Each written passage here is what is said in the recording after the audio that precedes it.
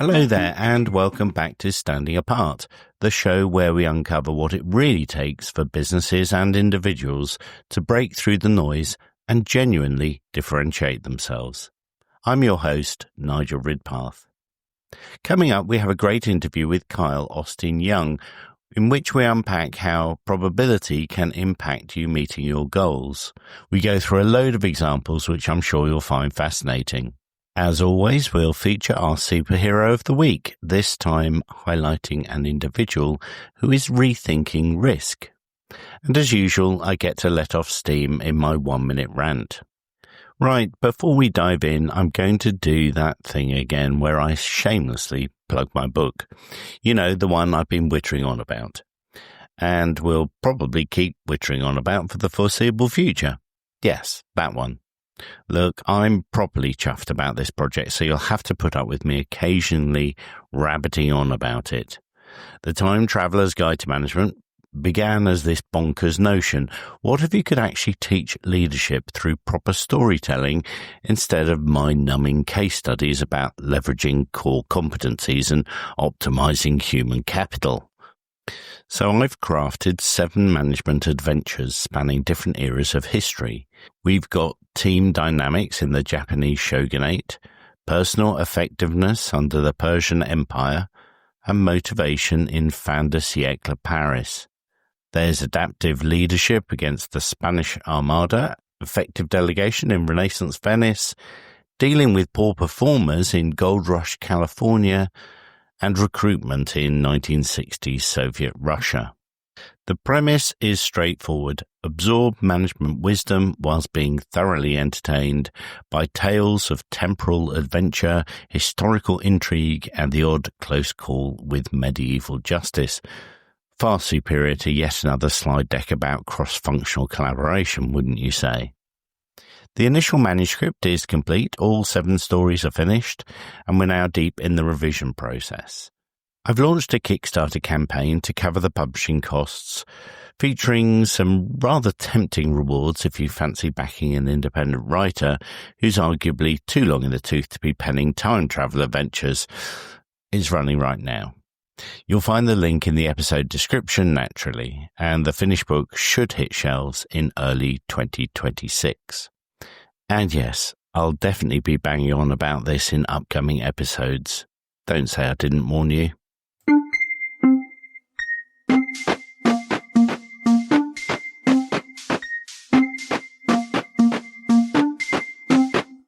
By now, you'll have figured out that I'm not short of opinions. There's no shortage of things that get under my skin, trust me on that. So each episode I give myself permission to have a proper moan, but for the sake of everyone's sanity, including my own, I try to keep it to under a minute. In honour of Kyle, who we'll hear from shortly, I'm keeping with the mathematical theme. So here is this week's 1-minute rant. Right, can we talk about statistics for a moment, because I'm getting properly wound up by the absolute butchery of numbers I'm seeing everywhere these days. Take this week's absolutely classic from Trump, who's now telling pregnant women to avoid Tylenol because it causes autism. The man's taken some observational studies showing correlation and declared causation like he's discovered fire. Scientists are tearing their hair out explaining that association doesn't equal causation, but apparently that's too nuanced for a presidential announcement.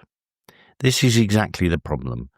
Someone finds that women who took acetaminophen during pregnancy were slightly more likely to have children with autism. But correlation, people.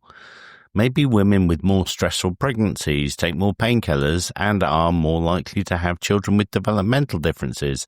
Maybe it's genetic factors, environmental stress, or a dozen other variables nobody's controlled for. But no, we get don't take Tylenol as health policy. And it's not just politicians. Journalists do this constantly. Ice cream sales linked to drowning deaths.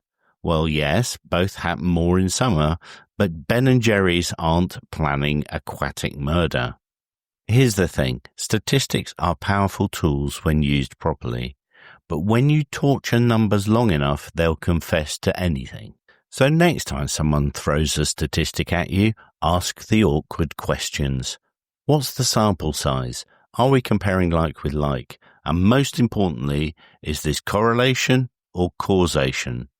Because frankly, 73% of statistics are made up on the spot anyway.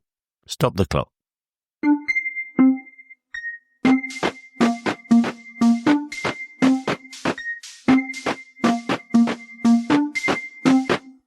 So I have with me today Kyle Austin Young, who is an award-winning strategy consultant and writer for Harvard Business Review, Forbes, and Psychology Today. Kyle has developed a probability hacking framework, and his new book, Success is a Numbers Game, Achieve Bigger Goals by Changing the Odds, details this system. So good afternoon, Kyle. And why don't you start by letting us know what you mean by a probability hacking framework? Sure. Well, first and foremost, thank you for having me, Nigel. It's an honor to be here today. I'm a listener of the podcast and excited to be a guest. When it comes to what I mean by a probability hacking framework, ultimately, I believe that every goal that you're pursuing has two hidden numbers. There's a probability of success and a probability of failure. And I think that most people never stop to even consider what these numbers are. They think they're unknowable, they think they're unchangeable. And in that sense, they almost see them as maybe an obstacle to the motivation they would need to pursue their goals. I developed this system to try to give people an opportunity to estimate how likely they are to achieve a goal.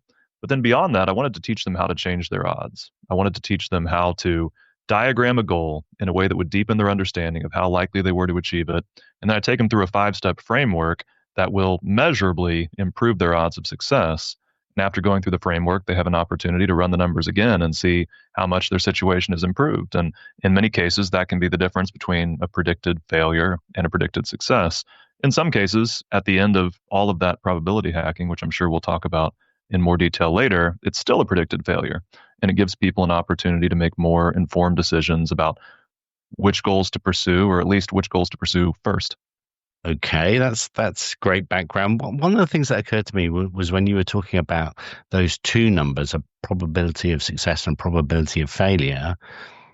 To me, in my simple mind, I would see the two as being inextricably linked and almost just the opposite of the same number. So if you're talking about probabilities in terms of percentages, if you've got a 70% chance of success, you've got a 30% chance of failure. But have I misunderstood that? Is it more No, that's complex exactly than right.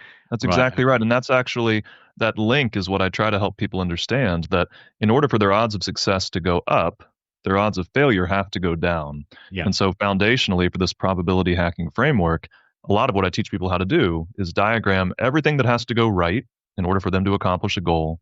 And for each one of those prerequisites, I call those critical points, I tell them to think about the potential bad outcomes that could happen instead of what they want. So maybe one step on the path to your goal is you need a department manager's approval. Well, that's a critical point in this diagram, and we're going to list out what are the bad outcomes? What are the reasons that you might not get that approval? And then ultimately what we're going to do is try to make each of those reasons as unlikely to materialize as possible. And if we can do that step by step, we can systematically de-risk your goals. And that doesn't guarantee success, but it can dramatically shift your odds, and it can take you from someone who could succeed to someone who should succeed. Okay, so do I infer from that that actually it's about pushing the chance of failure down that ends up being almost like your biggest lever? It's the lever you pull the most often, for sure. I teach people a 5-step framework, and there are some steps where we look at the diagram as a whole, and we try to identify changes in our approach that could improve our odds of success. So I'll give you an example. The more things that have to go right for you to accomplish a goal, all other things being equal, the less likely you are to succeed. Goals that have a long list of prerequisite steps are significantly less likely to ultimately reach the finish line. And if you're comfortable with it, I'll give you just a quick mathematical example of that. Is that all right? Yeah, absolutely. So let's say that you're trying to run a marathon. You have an opportunity to run a marathon on 90 days notice. That's significantly less time than most people need to prepare for a marathon. But you found a running coach who says she can get you there, but you need to do 3 things. You have to stick with her fitness plan, her sleep plan, and her nutrition plan. And if you do all 3 of those things, she is guaranteeing that you're going to be ready on race day based on her years of experience coaching people. She says if you cheat, if you don't stick to any of these three things, you're not going to be ready. You have to have all three. It's not enough to train but not sleep. It's not enough to sleep but not follow the nutrition plan. So let's just throw some imaginary numbers onto this, and we're going to make it very, very simple. Let's say that you think that there's a 70% chance you'll stick with the fitness plan, Mhm. a 70% chance you'll stick with the sleep plan, and a 70% chance you'll stick with the goodness. Now I've lost my own train of thought. Stick The with nutrition the plan. nutrition plan. Thank you, Nigel. That's why you're here. Stick with the nutrition plan. So we think there's a 70% chance that you'll do each of these three things. So generally speaking, what a lot of people do in that situation is they average. They consider a goal and they think about the prerequisite steps and they feel pretty good about each of them. And so they assume that if they feel good about each of the prerequisite steps, they should feel pretty good about their overall odds of success. All right. So what I've done is I've picked up my phone and I'm just going to type in 0.7 times 0.7 times 0.7. That's how we can get an actual mathematical estimate for how likely we are to accomplish this goal, where there's three steps that have to go right. And we think that each of them have a 70% chance of happening. So I click enter on that, and I find that we have a 34% chance of accomplishing this goal. We are not actually expected to be ready on race day. So one of the changes that we can make at the diagram level is we can try to design plans that have as few prerequisite steps as possible. There can be more than one way to accomplish a goal, perhaps not in this marathon example, but if we're trying to start a business, if we're trying to get a proposal approved in an organizational context, if we can design a path to success that requires fewer prerequisites, that will often, in and of itself, improve our odds of success. However, as you've mentioned, one of the most reliable ways to improve your odds is to try to think about what are the things that could go wrong instead of what I want to accomplish, and how do I make those less likely. Okay, so let's take that example, and if we're looking at the sleep thing, Sure. so we've got a 70% chance of that being achieved. We could look at ways in which we can improve our sleep, which might be, not drinking alcohol in the evening, or Absolutely. not eating too late, or all of those sorts of things. That are the things that we can push that particular element, this probability higher. That's exactly right. What a lot of people do is they know that there's going to be some inherent uncertainty as they pursue a goal, but there's this belief. They probably wouldn't own it as a belief, but I perceive a belief that we think that somehow willpower or the desire for success is an antidote to uncertainty. That if they're really committed, if they really want it, that somehow that's going to solve their problems. But as you've just suggested, let's continue in this example. If there's a fitness plan that I have to stick to, I need to run, a certain number of days a week. Well, what if I wake up on one of the days when I'm supposed to run and it's raining? The fact that I desire to run a marathon isn't going to change the weather. Or let's say I wake up, with an injury, with a shin splint. The fact that I'm really committed to this goal doesn't change that injury. Yeah. So what we can actually do is when we think about these potential bad outcomes, we have an opportunity to prepare for them. What if it rains on a day when I have to run? Well, it would probably be wise to have a gym membership somewhere where I could run indoors if needed. What if something unexpected hits my schedule? It might be a good idea to try to train first thing in the morning before some of those interruptions can happen. Maybe I should keep an extra pair of running shoes in the car in case I have a gap of time during the day. In the case of, injuries or shin splints, there are some specific stretches that I might want to start doing in order to prevent those. So we need to get away from the idea that wanting something or, manifesting it into existence is going to take away the risk in our goals. What can actually take away the risk in our goals is identifying what can go wrong and making it as unlikely as possible. And if you're comfortable with it, let me multiply that back out. Let's say that over the course of doing this, we get to the point where we're 90% confident that we're going to stick with that fitness plan, 90% confident we'll stick with the nutrition plan, 90% confident we'll stick with the sleep schedule. If we could make that level of improvement, I just picked up my phone again, the calculator, that's a 73% chance. So we've gone from 34%, something that was expected to fail, to 73%, something that's expected to succeed. And what we did is we took the time to actually consider what might get in our way. We're encouraged to think positively. People will, bring up a potential threat to a goal's success. And we say, well, don't think like that. Don't be negative. Well, in reality, identifying those threats is what gives you an opportunity to change your odds. So I'm a big fan of thinking about what could go wrong. A big part of what I get paid to do as a consultant is I get into projects and it's my job to think about everything that could go wrong in order to find a plan that avoids it. Yeah, and one of my favorite techniques when I'm consulting is what I call a pre-mortem. Mm, So, we've got a goal that we want to achieve over the next 12 months. Let's imagine that we're at the end of that 12 months and think, and we haven't met that goal. What are all those things that will have got in our way this year? It's amazing how few people actually think like that. And as you say, it's mitigating those risks that is such a lever when it comes to to achieving the goal. You mentioned a 5-step framework. Why don't you talk me through that? Perhaps, first of all, I want to completely echo what you're saying about the pre-mortem. I mentioned that in the book, but Gary Klein has a great article on HBR that argues that you can become 30% more effective at identifying threats to your success when you just take away the idea of what could go wrong and try to think of it, with this idea of sort of hindsight clarity, Yeah. even if it's a hypothetical hindsight, what did go wrong. So I celebrate that. I think you're absolutely right. And I'm sure your clients have benefited from that a lot. The 5-step framework is, first, I teach you how to create a success diagram. And that's where we map out everything that has to go right in order for you to accomplish this goal.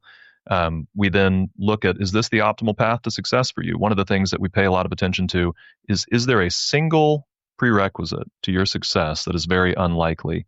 Because again, what a lot of people do in their minds is they average. So they might have a goal where there's 10 things that need to go right, and 9 of them they feel great about. 99% chance that each of these things happen. But there's this one step that doesn't look as good. Maybe there's a 10% chance that that happens. And in their minds, they average it. And they say, I feel really good about 9 of these things. I feel bad about one of them. So I think I've got a decent shot at accomplishing this.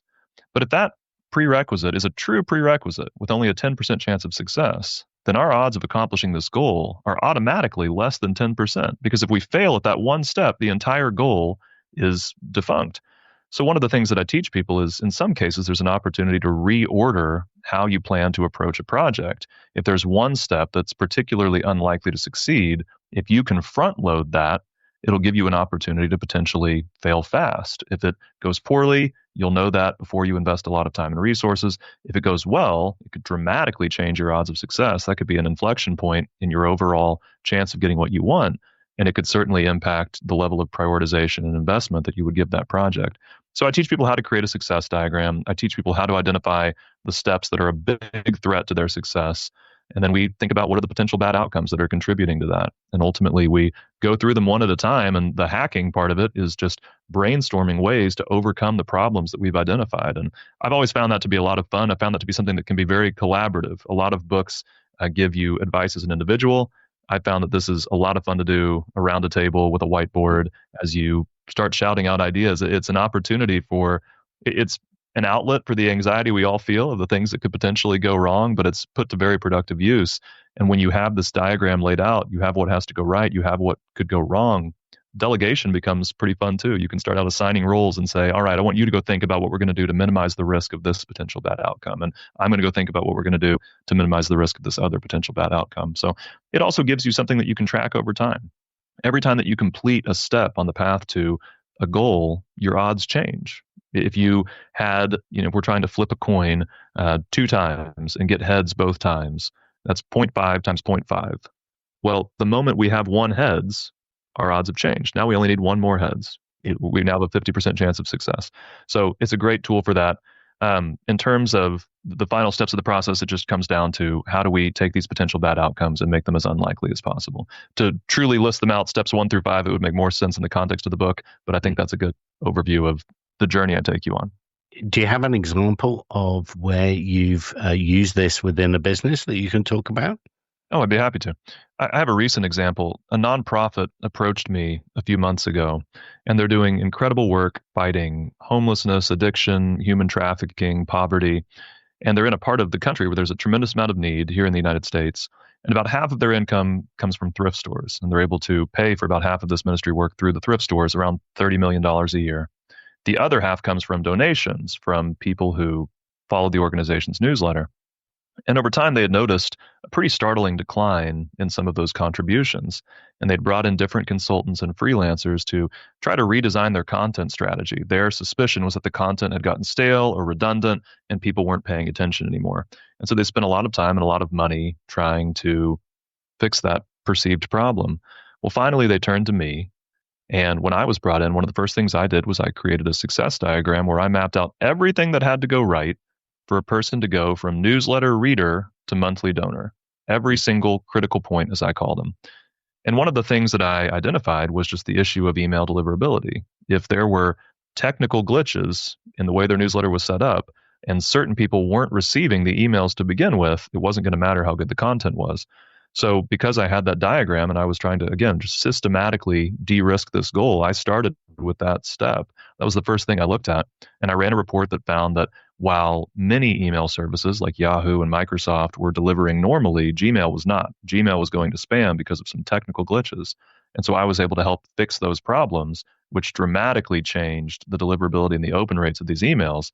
When that happened, the content they were already creating was able to have an effect. So one after another, these consultants and freelancers had come in to give a fresh take on the content, and they did what they were hired to do. I'm not in any way suggesting that that they veered from that course. I was the one who didn't do what he was hired to do. I was hired to reinvent the content strategy, and instead I created a diagram for everything that had to go right to accomplish this goal.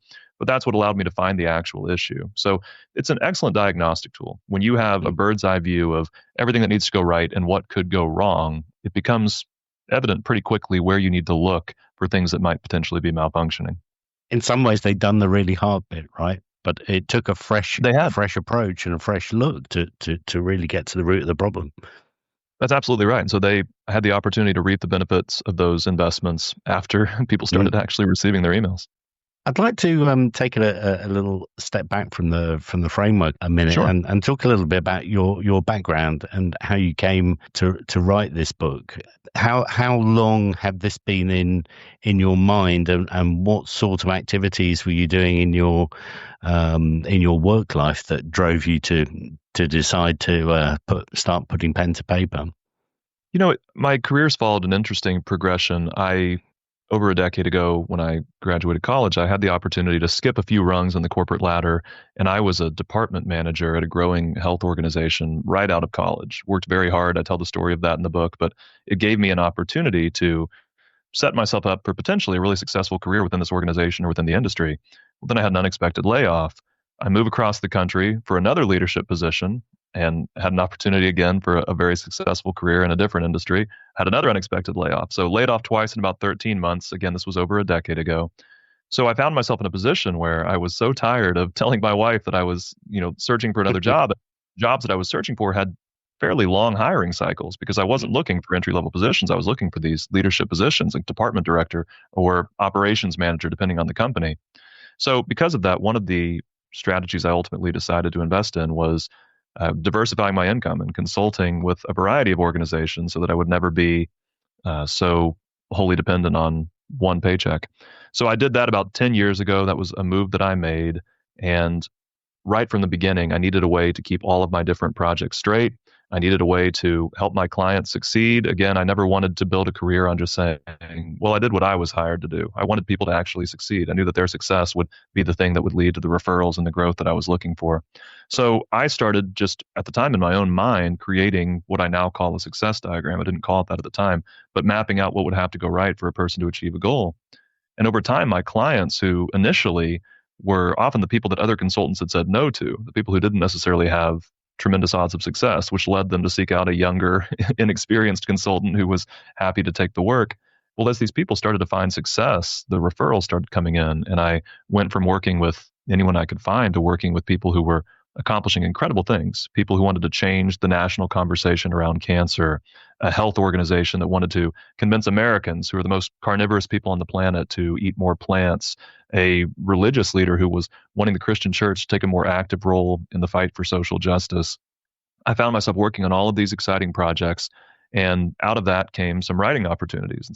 As you mentioned, I wrote for the Harvard Business Review and Forbes and Psychology Today and the Boston Globe and several other of these respected publications. And at the end of that, one of the things that I never got the opportunity to do in those articles was unpack truly how I had over 10 years created and refined this consulting framework. I felt like there was an opportunity for people to apply this same thinking in their own lives. I just couldn't explain it in a 1,000-word HBR article. So when I had the opportunity to write the book, I jumped at that, and that's how we got here. It's a long journey writing a book, as you've experienced. I know that you have been working hard on one as well. We were speaking about that.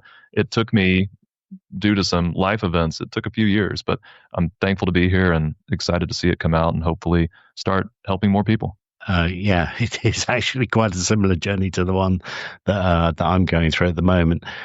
I do know in your book there are an awful lot of great examples from all sorts of different walks of life.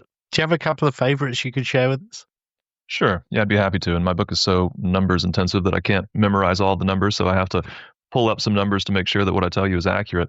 One of the things that we talk about in the first chapter of the book is we look at the fact that for some goals, one of the most reliable paths to success is multiple attempts. Because a 10% chance of success doesn't mean you're going to fail. It means that across 10 attempts, we expect 9 failures and 1 success. So one of the things that I observed in really successful entrepreneurs, there's a number that's thrown around a lot that 9 out of 10 businesses fail. Now, in reality, that depends on industry. There's some factors that can certainly get you a more targeted number. But generally speaking, we know that a majority of businesses fail, at least over a period of time. And what I found was that many of the successful entrepreneurs I was interviewing or consulting with were people who had started several businesses, and the first few were not successful.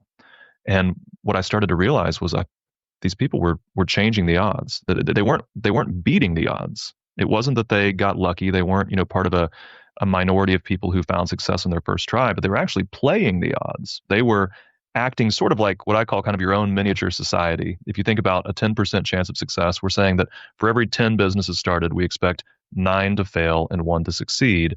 And over the course of a society, that means some people win and some people lose. Well, they were sort of acting like their own miniature society. They were experiencing both the predicted failures and the predicted success. And as I saw more and more examples of that in business, I started looking at other disciplines. And so one that surprised me a lot was in the arts. And I looked specifically at some classical composers, people like Mozart and Beethoven. It's remarkable how many people can still tell you several compositions from each of these people, given how long ago they actually did this work. But what a lot of people don't realize is that Mozart composed over 600 pieces of music, and Beethoven composed over 700. And what you'll find with psychologist Dean Keith Simonton and some other researchers is that they believe that it was how prolific these people were that allowed them to, in some ways, create enduring works of art that stood the test of time. That part of what made them successful was their talent, but to some extent, because there is uncertainty even in the arts, because no one has a fully reliable path to creating transcendent works of art every time, a part of the process has to be generation. There needs to be a lot of opportunities for success. Thomas Edison, I talk about him in the book. He is credited by the Smithsonian as inventing the first practical incandescent lamp. In conversation, we often say he invented the incandescent lamp. He didn't invent the incandescent lamp. He invented the first practical incandescent lamp. And the problem was that for years, no one could find a filament that could get hot enough to glow without catching on fire or exploding or snuffing out quickly where there wasn't a lot of benefit to having it. What Edison did is he experimented with over 6,000 different plant filaments. And he ultimately found that carbonized bamboo incandesced the longest without catching on fire or burning out. And I'm very thankful for that.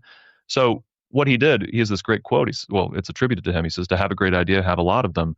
The odds of any one filament performing at that level were incredibly low. And he looked at his competition and saw people who were trying 2 or 3 ideas and said, the way that I can play these odds is I'm going to try 6,000 ideas. And I'm going to test them against a standard. We talk a lot about decision paralysis or the overwhelm of too many options. I find that a lot of that goes away if you have a standard to measure against. So in my context, the standard is your odds of success. We get to do some math and get a sense of, did this improve our odds or did this hurt our odds? In his case, it was just how long does the light bulb burn without catching on fire? But that allowed him to experiment with 6,000 different filaments and ultimately win a patent that was very instrumental in the success of his career. So I found that this plays out in the arts, in the sciences. We notice that researchers who win a Nobel Prize on average are publishing twice as many research papers as some of their contemporaries are. What happens is over the course of repeated attempts, events that are unlikely can eventually become closer to inevitable. That doesn't mean that you know when the success will happen, but you do have an opportunity to trust that you are giving yourself a better chance as time goes on. So part of my goal is helping people optimize their odds of success. And then part of my goal is giving people, or part of the book is helping people identify when multiple attempts might be a solution to the struggles that they're facing in their business. I love that idea of multiple attempts, and I think it's one of the things that in business in the US, the reason that the US economy is the size it is there is a mindset difference. nobody minds you coming along saying, I've had 5 business failures. They will still back you for the 6th one. That's right. Whereas over here, there's a very different mindset. People would think, that's your record. So going back to probability of a 6th failure is high. We're not going to back you. But Sure. I think it's that kind of celebration almost of attempts, because it's showing resilience, it's showing grit, and how are you going to learn if you don't? I think you're absolutely right. One of the stories in the book is the founding of Instacart, and they had a remarkable run of growth during the pandemic. They actually experienced, I want to tell you this exactly, over a span of 10 months, their valuation increased by $9 billion in a 10-month period. And that was because people were quarantined and they needed groceries delivered so that they could, get this food safely. And that seems like such an incredibly lucky event for the founder of Purva Mehta that in 2020, this is less than 8 years after he founds the company, that he would experience this $9 billion increase in his valuation. But then when you look into his story, you find out that he actually started 20 businesses before founding Instacart. So in that sense, it's not as surprising that he was in the right place at the right time. He was in the wrong place at the wrong time 19 times. It's not that shocking that one of the times he was in the right place. And, for the reward of $9 billion, it's hard to say that he didn't make, a very profitable choice. Absolutely. So we're coming to our last few minutes now. Your book is out in mid-November, I believe. That's right, November 11th. Who would you say would get who would get a lot out of reading this book?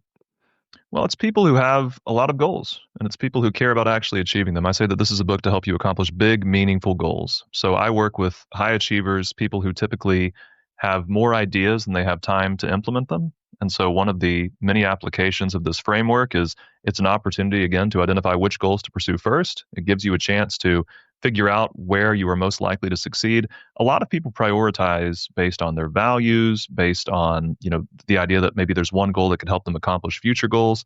And I think there's tremendous value in both of those ideas. I love choosing goals that align with my core beliefs. I love choosing goals that can make more things possible. But if we're not taking into account our odds of success, then I think we're leaving a lot of wisdom on the table.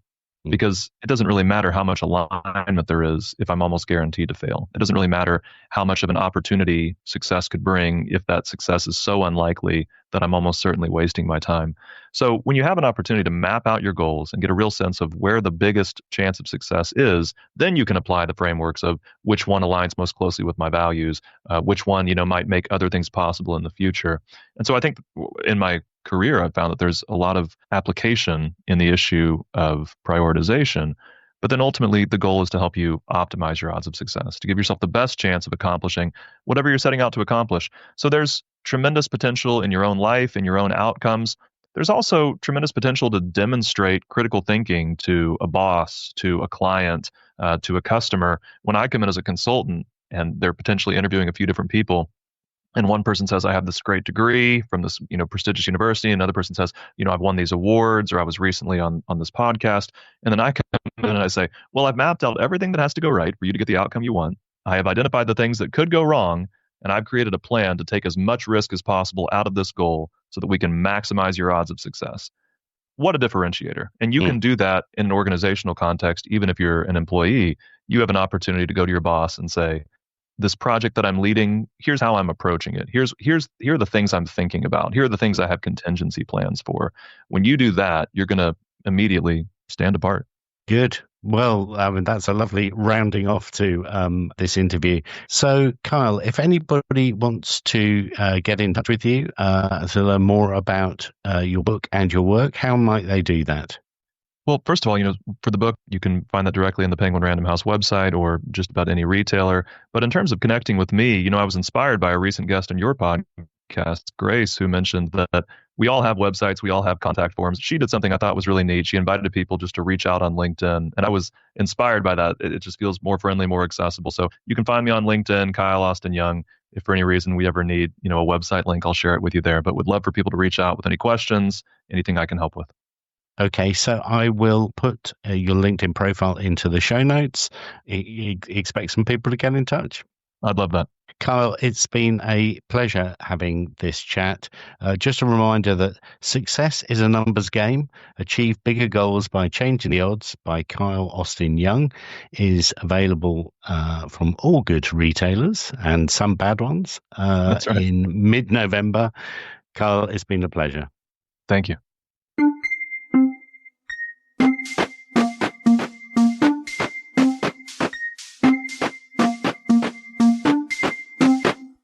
This subject was right in my wheelhouse. A bit of maths, a new way of looking at business problems, even the topic of how to bring a book to market. The two of us were agreeing vigorously on the idea of a pre-mortem. There's something really powerful about putting yourself in a future state and looking back. It just always ends up being more thorough than just starting with a blank piece of paper and thinking about things that could go wrong. And with that list, you can put tactics into play that reduce the probability of failure. I have my pre-order in for the book and I can't wait to get my hands on it. And now it's time for my superhero of the week. Before each episode, I find someone or a business that is doing an amazing job of standing apart. This week's superhero is Julian Hay, and he's proving that in the world of financial services risk management, the biggest risk might just be staying silent. Picture this, you're in one of the most regulated, process-driven industries on the planet, financial services, where compliance is king, procedures are gospel, and that's how we've always done it is practically a mission statement. Now imagine someone standing up and saying, actually, your biggest risk isn't market volatility or regulatory change. It's that your people are too scared to tell you what's really happening. That someone is Julian Hay, and he's built Ivetium, a risk consultancy that's turning traditional compliance thinking completely upside down. While most risk managers are buried in spreadsheets and regulatory frameworks, Julian's championing something revolutionary: psychological safety as strategic infrastructure. Here's what makes him stand apart. Just last week, over 100 professionals from financial services, fintech, and non-profits packed into his webinar to hear his insights. That's not normal for risk management content. These events usually struggle to fill a small room, let alone attract triple-digit attendance. But Julian's approach isn't normal. His 26-year journey from front office trader to risk revolutionary gives him credibility that pure consultants simply can't match. He's been in those dealing rooms, felt that pressure, lived through those "we can't escalate this" moments that every trader knows. But instead of accepting the culture of silence as inevitable, he's made it his mission to change it. His research reveals some eye-opening statistics that should make every financial services leader uncomfortable. 57% of professionals identify resistance to change as their biggest cultural barrier. 45% of middle managers say they lack leadership backing when trying to escalate issues. And 66% identify silence and conformity as the most dangerous cultural signals in their organization. But instead of accepting this as just how finance works, Julian's built an entire business around fixing it. He's not just talking about psychological safety as a nice-to-have HR initiative, he's positioning it as a mission-critical infrastructure.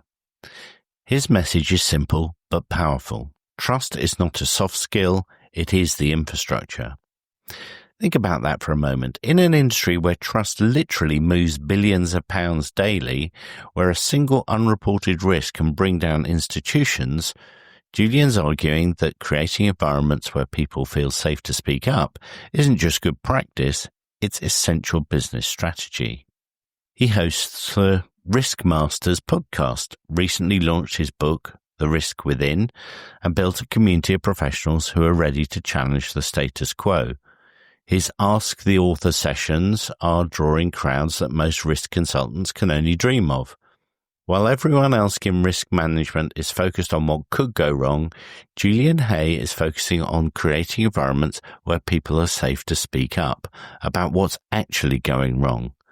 And with his next event already booked for October and a growing community of engaged professionals, it's clear the industry is listening. Sometimes the biggest risk is not taking one at all, and sometimes standing apart means having the courage to say what everyone else is thinking, but nobody dares to voice. So that's this week's superhero, proving that even in the most conservative industries, there's always room to stand apart.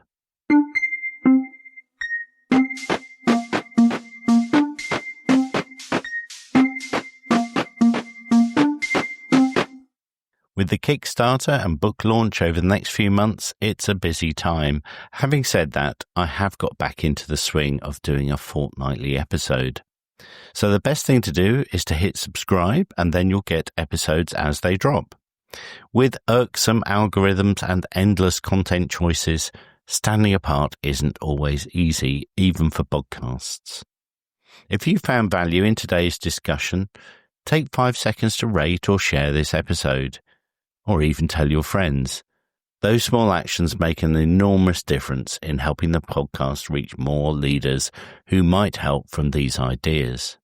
Please do check out my Kickstarter, which is now live, and remember that Kyle's book is available now for pre-order. And in the meantime, I've built quite a library of back episodes. Why not explore some other topics from earlier in the year? Finally, remember that standing apart isn't just about being different. It's about making meaningful difference. Thanks for listening. Standing Apart is a Sun Bear Consulting production.